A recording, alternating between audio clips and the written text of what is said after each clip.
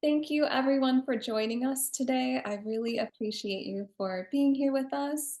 And I have a really special guest to talk about mental health with all of you. And so, without any further delay, I'm going to have her say hello. Hi, my name is Kavi Ramachandran Ladnier. I'm an actor and producer in Los Angeles. You may know me from Sex Lives of College Girls and New York NCIS, Los Angeles, and many other projects over the years. Kavi, it's so good to see you again. And It's good. what I really like about just my time that I have spent with you is that you're very passionate about just being aware of how you feel and really just being able to share how you feel. Can you talk about initially when I asked you to talk about mental health? What was your initial thought? Yeah, I mean, I think that mental health always used to be something that only certain people dealt with, right? We've somehow determined that the term mental health means dealing with an issue with mental health, but we all like mental health is a part of our beingness, it's like, and so I think something that happened with during the pandemic is that more people understood that we were more alike than different. And in the sense that we all feel loneliness, we all feel struggle, even if you're with your family, but you're with them all the time. Like there's all these pressures to um, feel a certain way or not feel a certain way. Everyone who's human, understands these. And so I think that mental health in general uh, is the ability to take take care of oneself, whether that's through therapy or through exercise or medication, or depending on everyone's needs. So I think it's and for me, ultimately, it's about being honest with oneself. um and that's not, it's not an easy task, but my journey of mental health has been one where um I've learned to embrace all of me, all of my foibles, my ups and my downs, the good days, the bad days, the rage, the joy, because they're all a part of being a human being. And people say, well, be angry, but don't stay there too long. Well, you won't if you are also balancing everything out. If you're actually um, heeding what your body and your mind and your environment, and when you're tired, and when something doesn't feel good, or when you feel like you're saying yes when you really want to say no. It's like all these little aspects that add up to how we live our day-to-day lives is is about our mental health. And when we ignore those, or ignore like even one part of those, that's when we start to like have um, problems being able to first hear ourselves, but also, you know, um, find a balance, and I'm not, look, some people definitely have physiological reasons, they need medication and stuff like that. And I don't judge any of that, because the fact is, at the end of the day, we all want to be happy. We all want to love and be loved. And whatever way, healthy way that we have to be able to do that for ourselves, then we should, and we get to. And I believe firmly that the shift into making it more normalized to seek help, to ask for help. We're such an individualistic society.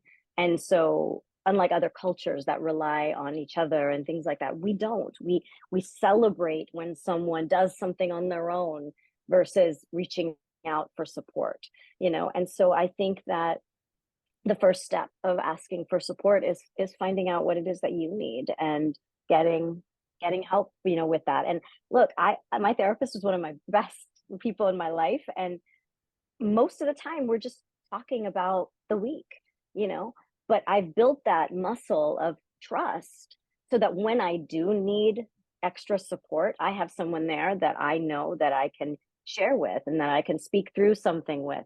But 95% of the time, it's just another person in my life, but a person that I know is not judging me, and not um speaking over me, and doesn't have any kind of agenda for me.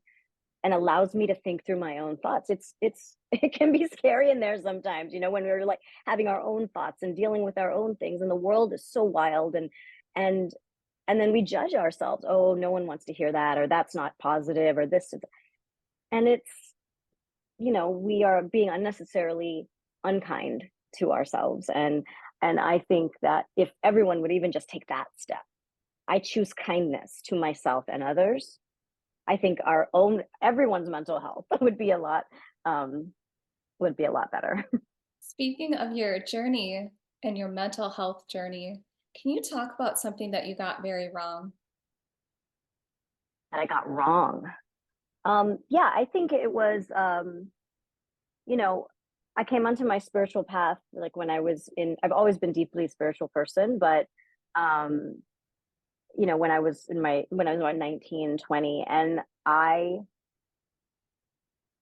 really feel like I learned a lot about myself and it felt true. But I really wasn't able to handle the fact that who I had been and who I wasn't gelling with what I knew to be true or what I felt to be true.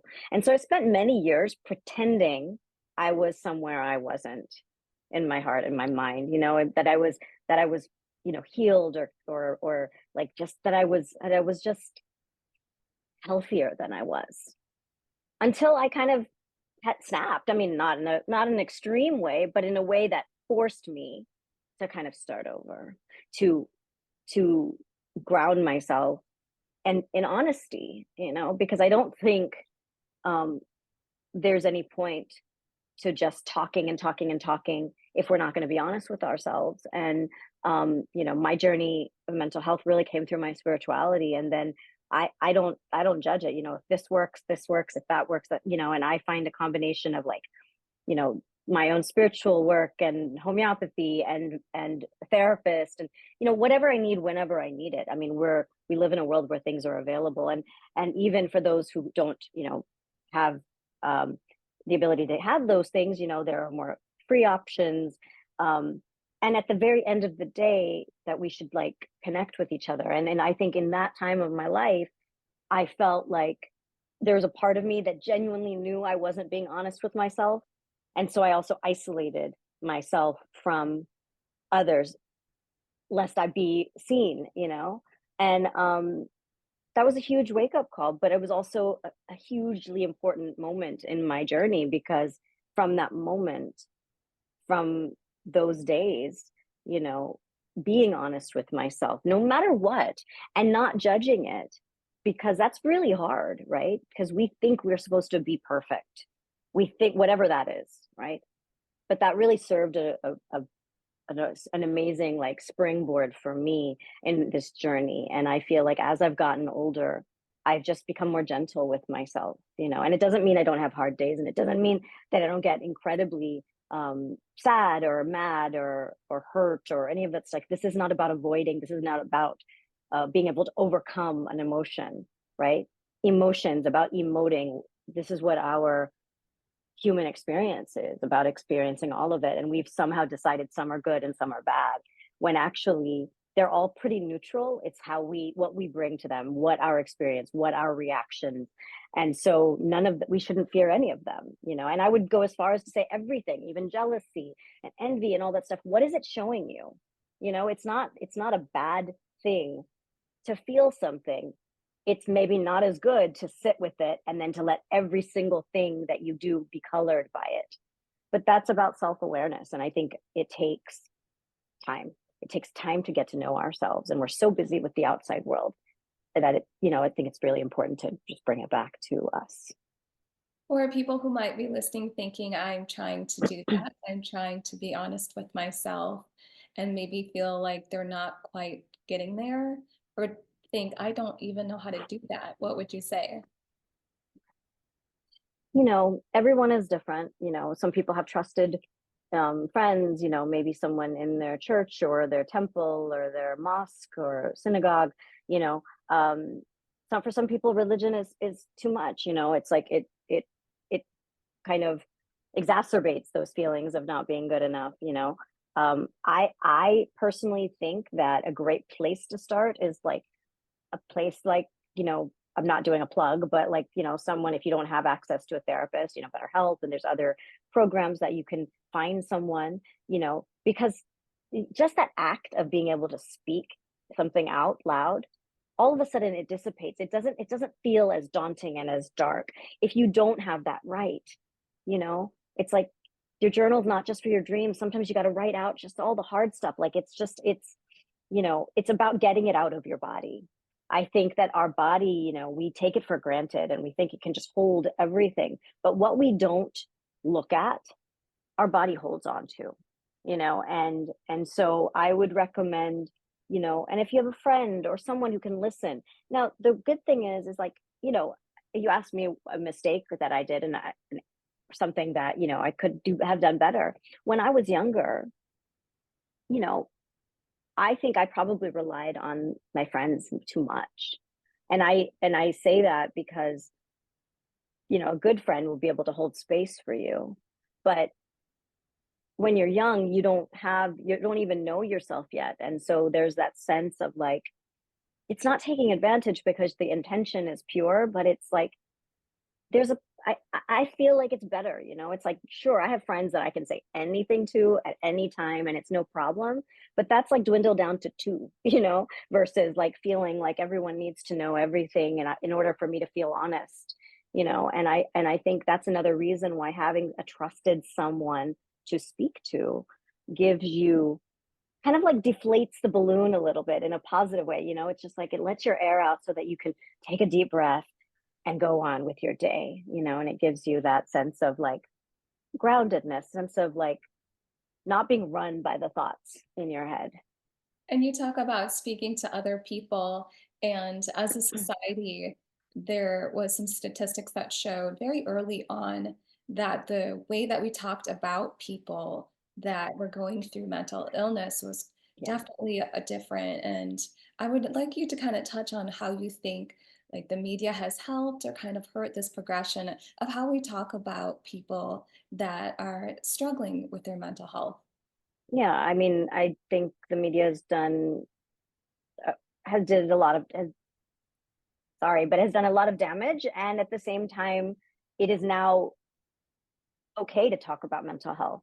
And so more and more people are wanting to and willing to. There's not a stigma around if someone needs to take medication or someone does it a natural way or some, you know, it's like, I mean, look, I myself didn't go to therapy forever because I had those stigmas. You know, I was like, well, I don't need medication and I don't need this. So why do I want to go? Like, I didn't understand that there's so many levels of I mean, we all have our stuff, and it's really, really important that we not bottle it up. And so yeah, I think, you know, I don't know. I'm always about, you know, I think the media should be an arm of society that is about showing what's going on, you know, and not deciding, um, you know, that's like if clearly people are struggling, it's important to talk about it. So I think media is doing better, but you know, I think it can do better. It could I mean, you know, I'm an activist as well as an actor, and I don't really like using that word because I just choose to speak out about and to take action about things that are important to me. And um, you know, and I think in when you think of like what's happening in the Middle East, when you think of what's happening in Gaza, the lack of um, good reporting on what's actually going on in Palestine is a mental health issue on top of everything else because it's a level of gaslighting that is detrimental, especially to people who have family there, but not just that, for people who care about people. And so the amount of power that the media holds, you know, I think the media takes for granted, you know, that um, that is what connects us. A lot of us, you know, and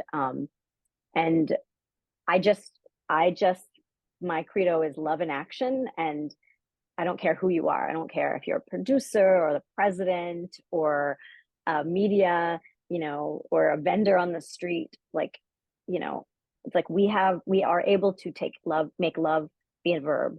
And and if your actions are causing harm, then um, then maybe you're not using your power the way you should. And so I don't know, that's my 50 cents about the media. But like I think it's really important that especially the mainstream, I mean, there's lots of independent media that is, doing incredible reporting, but I don't know. I feel, and so I feel like even like mental health month, awareness month. And so for a month, people will talk about it.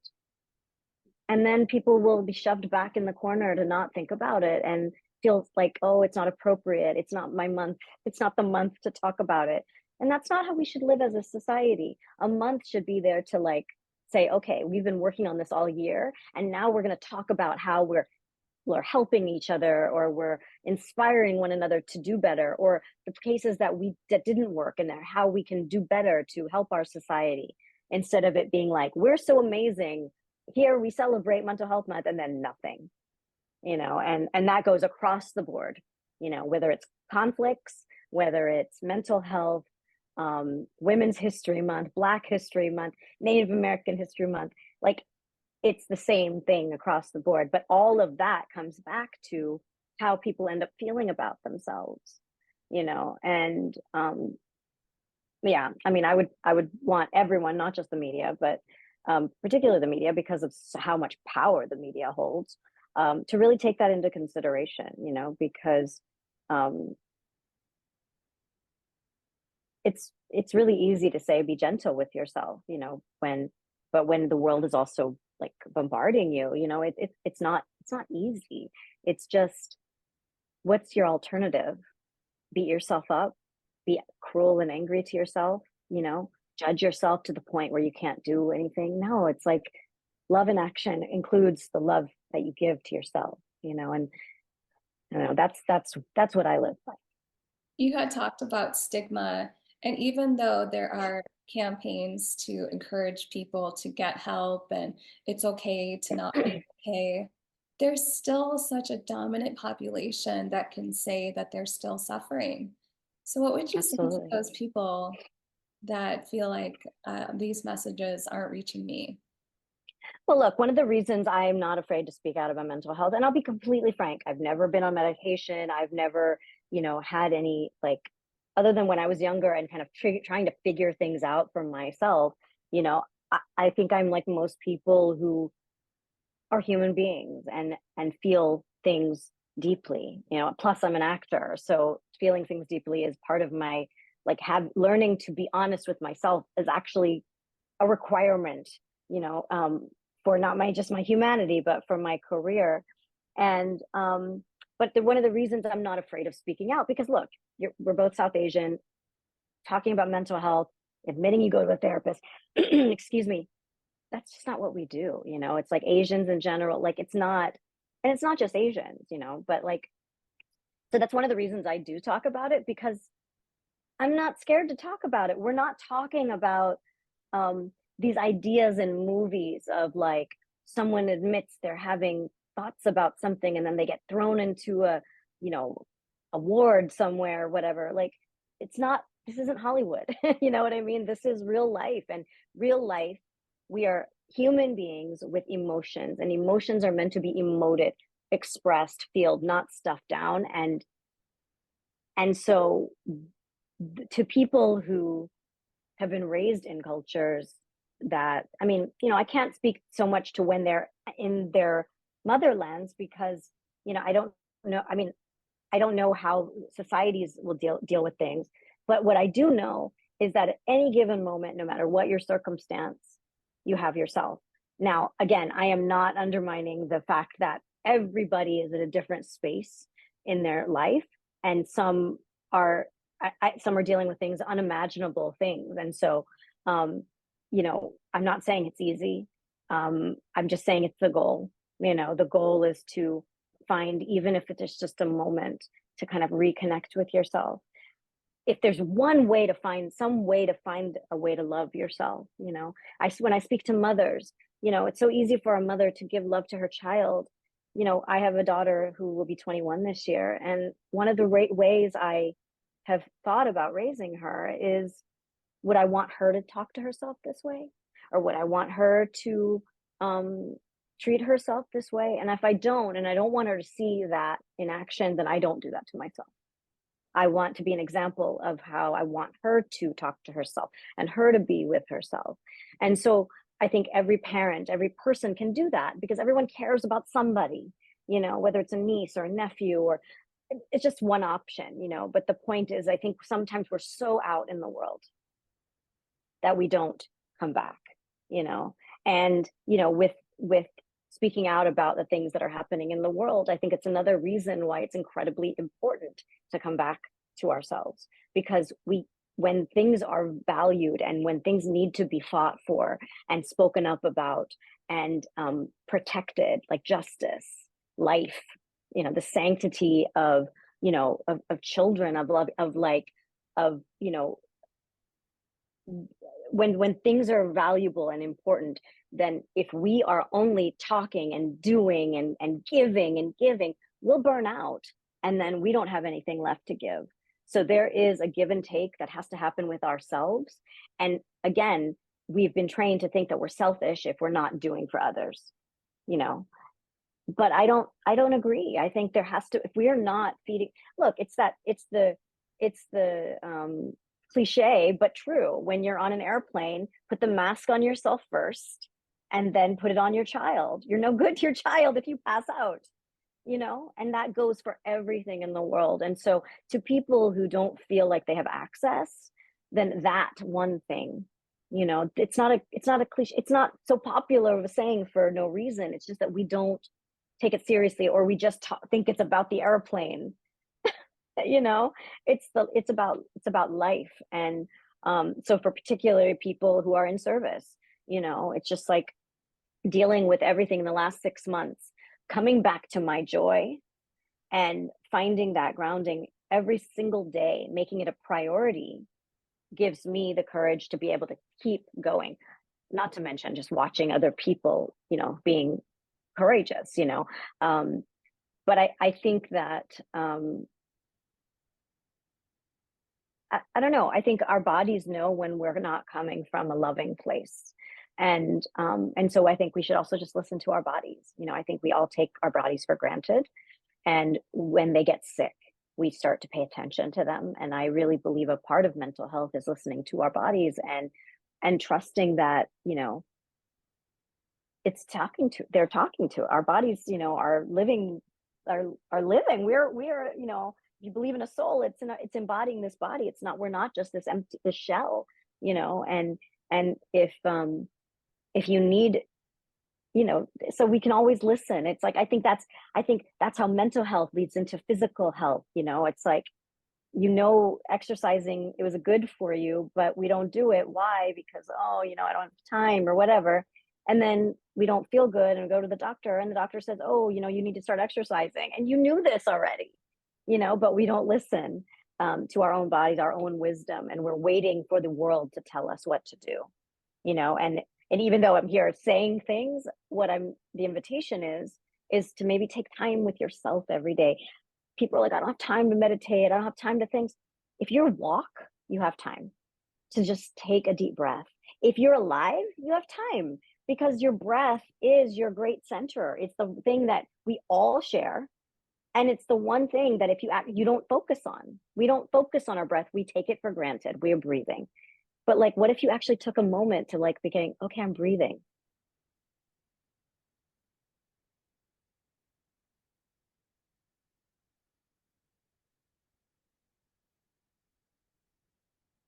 Like even just taking a moment centers your whole nervous system. And our nervous systems are completely out of whack, you know, um, and we see children being killed, we see bombs going off, we hear the news, we hear this and that, and our nervous systems are like, oh my god, oh my god. And you think, how can life be normal when there are awful things happening in the world? And it's not on you to fix it all, but in order to be a participant in life, you get to be present. And I think the breath is the best way to do that, is come back, because you don't have to ask for permission. You don't have to borrow it. You don't have to pay for it. You don't even have to take time off of work. You just have to focus on your breath, you know?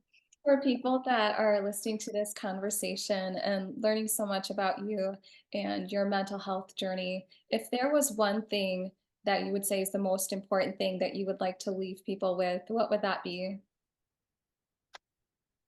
I mean, I think I just reiterate, what I'm saying. It's like, start with your breath and then listen, ask yourself, what do I need right now? Be kind to yourself, be your own best friend, learn to love all of you, the parts that don't feel perfect. We're not meant to be, and get support, learn to, like, exercise that muscle of asking for support. Think about, most people who aren't good at asking for support are really good at giving support, and when you actually ask someone for support, you're giving them an opportunity to help you too, and so share the love, and don't be afraid. There's no, like, the stigma at this point with mental health is for lack of a better word, it's in our heads.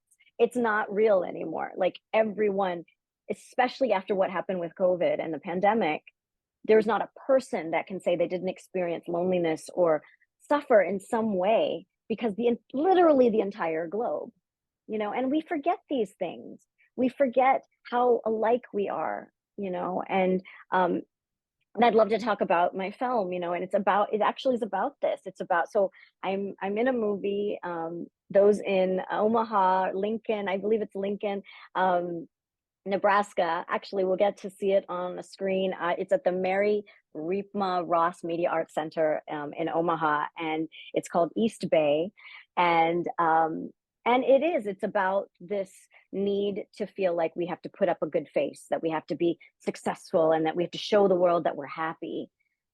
But it's about this young man, 39-year-old Jack Lee, who feels like he's a failure, feels like he's let down his Asian parents, and he's just trying to seek something to give him, I don't know, some feeling of like he can be a success, and it's this journey, and realizing he seeks help, and he's asking all his friends and the people in his life, and he's realizing everyone has the same thing going on. We're all living in this